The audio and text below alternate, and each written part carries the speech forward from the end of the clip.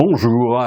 L'alerte lancée par l'Institut de l'entreprise sur la dépense publique oblige à regarder les réalités en face au moment où les candidats à la présidentielle 2017 n'hésitent pas à proposer des programmes invitant les Français à mettre d'une façon ou d'une autre la main au portefeuille. Car en dépit de signes encourageants enregistrés ces derniers mois, l'état de santé de l'économie française reste très fragile. Dès les premières lignes, le rapport du groupe de travail présidé par Michel Pébro met en exergue les défis majeurs à relever, qu'il s'agisse d'assurer aux Français un niveau d'emploi comparable à celui des Allemands ou des Britanniques et de donner à la jeunesse une éducation et une formation de qualité. Mais les caisses sont vides. Aussi y a-t-il lieu de s'interroger sur la résurgence de théories keynésiennes. En s'engageant dimanche sur un plan d'investissement de 100 milliards d'euros sur 5 ans financé par l'emprunt et à 173 milliards d'euros de dépenses publiques supplémentaires axées sur l'emploi et la lutte contre la pauvreté, Jean-Luc Mélenchon, candidat de la France insoumise, n'y va pas avec le dos de la cuillère.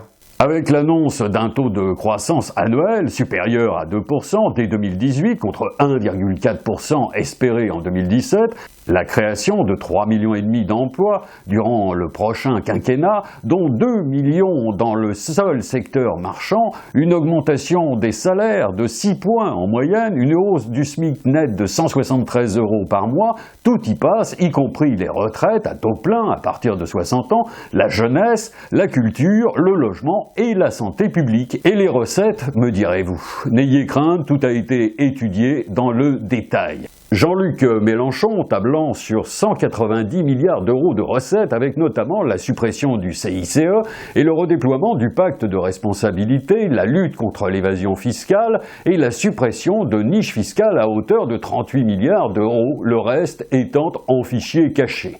Ce n'est plus la Cour des comptes, mais la Cour des miracles, mais comment personne n'y avait-il pensé plus tôt ? Sans nier l'importance et la portée de certains postes de dépenses publiques indispensables au maintien de l'équilibre économique et sociétal, mais aussi de la démocratie, force est de constater le côté enchanteur de ce type de programme. D'autant qu'une fois en fonction, les théoriciens de ce chant des sirènes seront confrontés aux dures réalités, notamment liées aux exigences européennes et mondiales. L'Institut de l'entreprise, tout comme la Cour des comptes, beaucoup moins optimistes, sont-ils dans l'erreur lorsqu'ils voient dans les réformes indispensable au resserrement des dépenses publiques, l'une des conditions majeures du redressement de l'économie française. Surtout lorsque, dans le même temps, certains prônent la création d'un revenu universel pour pallier les difficultés rencontrées par de nombreux Français au regard de bouleversements qui frappent le travail et l'emploi, alors que d'autres soulignent l'importance de la valeur travail agrémentée de sacrifices et non des moindres. Que et qui faut-il croire ? Si la révolution numérique nécessite plus que jamais un accompagnement des acteurs économiques, tant publics que privés, la mise au point d'algorithmes susceptibles de contribuer à une pleine entrée dans une ère nouvelle demeure difficile à saisir. Quant à la politique environnementale, instruite sur fond de menaces de réchauffement climatique, elle ne pourra que difficilement résoudre à elle seule les problèmes de fond qui troublent une société en pleine mutation.